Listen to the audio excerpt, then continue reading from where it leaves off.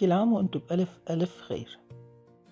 كعك العيد المالح عطريقة الجدات وعطرية أيام زمان. يلا نحضره سوا. بالبداية رح نحتاج كيلو طحين. كيلو طحين بده نص كيلو زفر.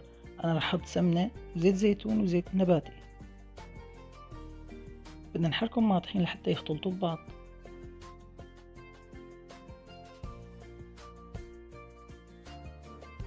بس صاروا بهالشكل رح نضيف عليهم البهارات، رح أكتب لكم إياهم بصندوق الوصف. رشة محلب وسمسم حبة البركة بيعطوا طعم كتير طيبة.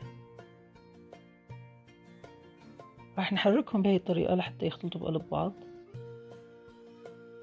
بالنسبة للمي بدنا نضيفها بالتدريج وننتبه كتير على موضوع العجينة. أنا استخدمت كوب وربع من المي حسب كل نوع طحين طبعا. بدنا نضل عم نعجن وما نوقف عجن حتى ناخد قوام مثالي. هيك بدنا يكون شكل العجينة. منريحها نص ساعة لتتخمر.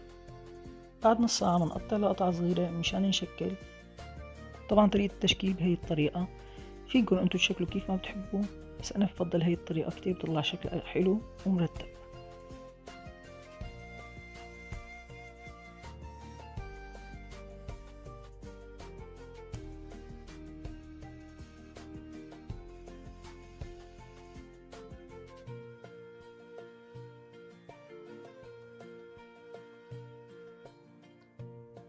طبعا نقدر نزين بهي الطريقة بالشوكة، كمان تعطينا رسمة حلوة.